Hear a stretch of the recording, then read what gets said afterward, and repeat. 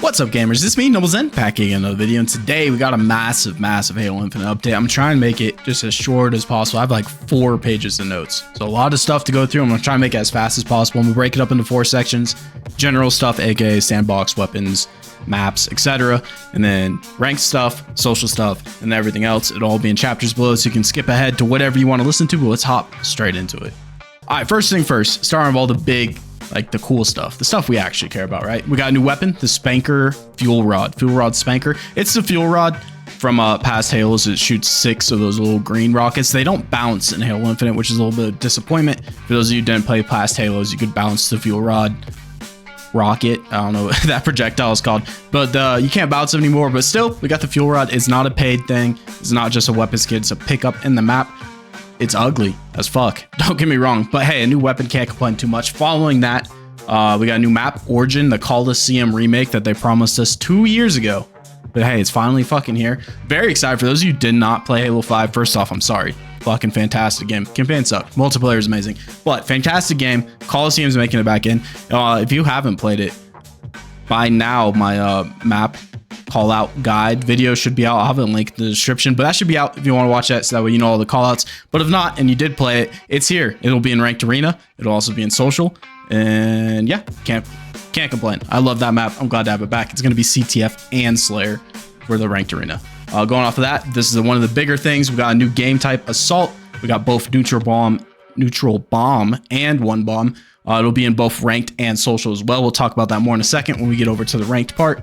But new game type, this has been in the, what is it called, like API or whatever, forever, but we're finally getting also potentially 4 new medals for us to grind, for those of you who like to grind medals like I do. So that'll be cool. But new game type, new map, new weapon. Can't complain at all. After that, we got a whole bunch of sandbox changes. Lots of weapons got changed. Amongst some other things, we'll just go down the list, starting with the heat wave. TDLR, the vertical shot, is too effective at range, adding vertical shot spread to combat that, and reducing the rate of fire. AKA, it's when you can flip the sight with your left trigger if you're on controller. Horizontal stays the same. The vertical one was way too strong at range. They're making it to where when they bounce, they spread a little, make it less effective. Honestly, it's fair change, can't complain. And then reducing the rate of fire ever so slightly, but reduced rate of fire nonetheless. Following that, we got to change to the Stalker Rifle, aka the red gun. They're reducing the rate of fire to make it more in line with the Bandit Evo. It's just way too strong with how much slower the Bandit Evo shoots than the Stalker Rifle, even though it is a pickup, so I feel like it should be stronger, but they're reducing that rate of fire just slightly. That's the only change for that weapon. After that, we got the Disruptor. The Disruptor got an insane amount of changes. TDLR, changing bloom to reduce long-range effectiveness against smaller targets. I can't fucking read or talk, apparently. AKA, right? It's way too easy to cross-map people with the Disruptor right now, so they're trying to change that. They're increasing the bloom rate at long range, so you should still be able to hit vehicles fine for the EMP Infect for big team battles, but in ranked, it'll be much harder to cross-map with it, which honestly is probably a good thing. They're also reducing the ammo just in ranked. It went from having 3 reserve mags when you picked it up to only having 1 reserve mag when you pick it up. So they reduced the ammo quite a lot. You can get 2 full mags of it now in ranked. Following that, next weapon is the Bulldog. The TDLR, it's too strong and it's too inconsistent. I don't agree with the too strong. I definitely agree with the too inconsistent, but they're removing the headshot multiplier and reducing the rate of fire. This change I'm actually really like. For those of you who don't know, the shotgun had a headshot multiplier and it was really based off ping. There was a lot of times where it's like you felt like you got the 2 headshots for the kill, but you didn't. And then there's some time, you know what I mean? So they're getting rid of that, which would be nice. So now it's just 3 shots to the chest and they're dead, right? No more inconsistency. Whoever has the better ping wins. Just 3 shots all around. Can't complain too much about that. And then they're reducing the rate of fire ever so slightly, but getting rid of that headshot multiplier I actually think is a good change in the long run. Next weapon up, the Shock Rifle. TDLR is, it's too easy to no scope headshot with it at long range. I agree and disagree. Once again, I think this is a very ping-based weapon. If you're like me and you have shit internet, 9 times out of 10, it just doesn't connect. Ever since that network update, this gun is just so insanely inconsistent. But to reduce it, they're just making it less bullet magnetism at long range unless you're scoped in. They don't want to see people no scoping across the map with the Shock Rifle anymore. I get it. So less bullet magnetism all around, both left, right, up, and down. So, and fall off. I'll have all the stats right above me. But yeah, they were just reducing all of the All the magnetism make it a little harder. It is what it is. Next up is the assault rifle. TDLR, more rewarding to burst fire than spray and pray, removing the headshot multiplier. A lot of changes once again. Same problem as before. They just felt like it didn't really reward accuracy. It just rewarded holding down the trigger and they would die. It is just a very, very easy weapon to use. So it's probably for the best. That bloom just kicks in a lot faster. So it's better to burst fire than to spray it. And also in rank to reducing the pickup ammo from 108 reserve ammo down to 36 reserve ammo. So you only get 2 full mags with the AR now, which once again, full auto in ranked. Probably good change. It stays the same as social. It's just a change for ranked, the ammo. Next change is arguably my favorite change. They're changing grenades. TDLR, they're going to bring them more in line with older Halo titles. Can't spam them as fast and they bounce back better. I can't read, bro. I'm so sorry. AKA, to make it simple, now you can't spam them as fast. They're reduced. You can throw 0.92 a second, where before you could spam 0.79 a second. Slightly slower. It's closer to like Halo 4.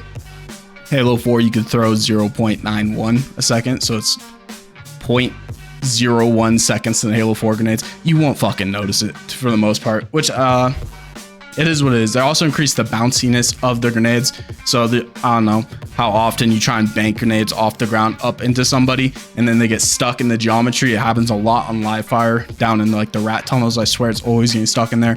Recharge around C-plat happens a lot too. They're making them bouncier, so they bounce higher and they shouldn't get stuck as often. Probably a good change. Anytime they nerf grenades, I'm happy. Damage stays the same, unfortunately, but you can't spam them as quickly, a little bit slower, fractions of a fraction of a second slower, but still slower nonetheless. Take the dubs we can. Next up, one of the big changes a lot of the pros have been asking for, they're changing the movement slightly. They're attempting to combat jiggle peeking. For those of you who don't know what it is, if you're on, I don't have a controller near me to show you, but it's when like you're spamming the edge of a corner. If this is the corner, you're just like going like this to shoot around the edge. They're making it to where your acceleration strafe maximum, you hit it slower than before. So you're not always at max speed when you're strafing. It takes a little bit to get to it, so it's harder to jiggle peek. I think it's probably just a good change all around for both mouse and keyboard and controller players. Can't complain too much. We'll see how it is. Worst comes worst, they can always just revert it or make it more intense or whatever they need to do. But I'm glad they're actually doing something instead of just having us suffer, which that'll be nice. Hopefully we'll see that turns out pretty good. Moving on, rank changes. Lots and lots and lots changes in ranked. New ranked rotational playlist, ranked squad battles, 8v8, bandit evo starts, a variety of modes, including assault, both one bomb and neutral bomb. We can assume there will probably be CTF and Slayer. I'm not too sure. I'm recording this video before the update actually went live, so I can't check, but I'll put it in the notes above me before I post the video for y'all. But that would be nice. A new ranked rotational playlist. For those of you who tuned into my live streams, where I can't talk either, I'm always bitching about the way it works right now. I really hated the current system ad where it goes snipers for 4 weeks, SWAT for 4 weeks, and then back to snipers for 4 weeks, but your sniper rank would reset. That was dumb. Now we just have 3 ranked rotationals, so we can assume it'll go ranked squad battles for 4 weeks, and then it would go to ranked SWAT for 4 weeks, and then ranked snipers for 4 weeks, and then we go on to the new season. That just seems like a much better flow. Plus a new ranked playlist for me to grind on. Extend, can't complain too much. And ranked big team. That'd be weird. I've never played ranked big team outside of like 2 weeks of ranked invasion on MCC when it launched on PC. That was 7,000 years ago. So I've never played ranked big team battle, let alone big team battle in Halo Infinite. So I'm excited. Be something new game type, and a new playlist. Can't complain too much about that. Moving on, we'll have a new ranked mode, Assault. Like we said before, it has both one bomb and neutral bomb. It'll be available in both ranked squad battles and ranked arena. Next to me, I have a picture of all of the new ranked arena game types. They cycled some out. They removed the pit finally to replace it with Coliseum. And then obviously they had to add 2 new bomb maps. It's Aquarius and something else. I don't remember. Bottom right corner in the picture next to me. You'll see it for yourself. That's the new ranked arena rotationals all right there. We have a new ranked map, Origin, the Coliseum remake. We talked about this earlier. It'll be in ranked arena for both CTF and Slayer. It'll also be in the ranked Slayer playlist, and it'll also be in the ranked doubles playlist. So I'm glad we're getting that in multiple playlists.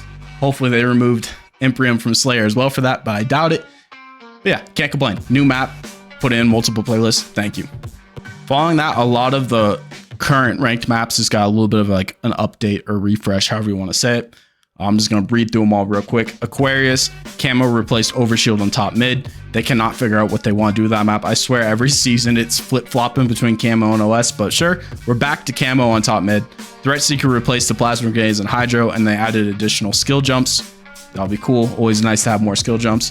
Imperium, aka the Pit, the assault rifle and commando rifle swapped locations. Plasma pistol moved to alley.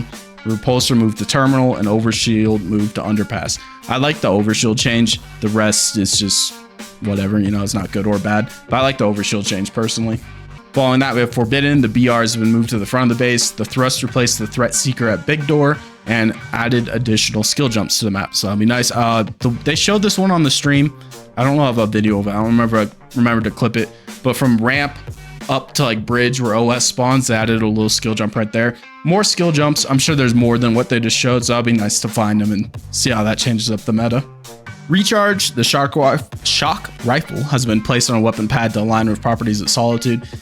From what I understand of that, it still spawns in the same place. It'll just be on a weapon pad instead of on the wall. So not a big change. It'll just be more in line with every other ranked map. But shock rifle has been replaced like that. And then they added additional skill jumps as well. I don't remember. Oh, they added a jump from like Trippy Corner into Plat where Gold Stairs is. There's a jump up to Attic from there. That's the one they showed on stream. Beyond that, I don't think they showed anything else for that map. But more skill jumps, can't complain too much. Solitude, the commando rifle replaced Bandit at bottom mid, and they added the battle rifle to blue ramp. Sick. Screets, the Bulldog replaced with a sidekick at Commercial District, and they added additional skill jumps. I don't remember these skill jumps at all. If I have a clip, I'll play it, but I don't remember what they added. It's really weird that they just went through the work of nerfing the shotgun and then just removed the shotgun. Kind of funny, whatever. That's all of the map changes, and obviously it is a new season. I should have said this at the top. It's a new season, so all of your ranks and all of your playlists reset. Ranked Arena, Slayer, SWAT, Snipes, obviously squad battles and doubles. All of your ranks reset. New season, so you have to do placements and everything once again. That'll be fun, right? Everybody loves doing placements, but that's all for ranked. We'll go on to social next. Social changes, honestly, not a lot. You probably already know what they all are just based off everything else. But Assault playlist added as the feature playlist to check out the new mode. Glad they did that. Seems like the obvious thing to do, but that is our new featured mode for the social section. I replaced Castle Wars, I'm pretty sure. I don't remember off the top of my head, but that's the new feature playlist. Assault game type added to the matchmaking pool, obviously. Origin map, the Coliseum remake, was added to the matchmaking pool, obviously. And the Fuel Rod Spanker has been added to launcher weapon pads and Fiesta game types, aka everything I already talked about. They just added it all to social as well. So you get, if you're not a ranked Andy like me, you still get to play the new map, the new mode, using the new gun and all that stuff. But that's all for social. Social is super easy. We'll go on to everything else that isn't ranked or social. All right, we have a whole lot of stuff for everything else. We have Forge stuff, we have Operation passes, how the seasons work, etc. While I'm reading through all of this, next to me, I'm gonna play the exchange refresh for the current season, as you can see it, and then after that, the current battle pass, Operation pass, whatever you want to call it. So that way you can see everything that's in it if you haven't been able to hop on the game yet. That will be going on to my right while I read through all of this. They're changing the way seasons and operations work. A season, we're currently in the spring season. Today's the start, or I guess yesterday by the time I post this, is the start of the spring season. Season lasts 12 weeks and consists of ranked playlist reset, major content update, new maps, modes, weapons, and 3 4-week-long operations.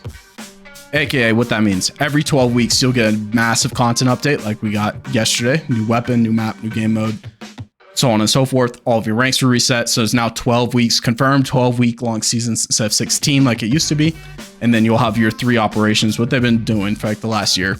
Every month we get a new operation, and that usually comes with an exchange refresh, and it comes with a new featured social playlist. The current season we're on, the spring season, starts with Frontlines, which is the current Operation Pass. 4 weeks later, we'll get Blue Team on 11 March. And then 4 weeks after that, we'll get Forerunner on 8 April.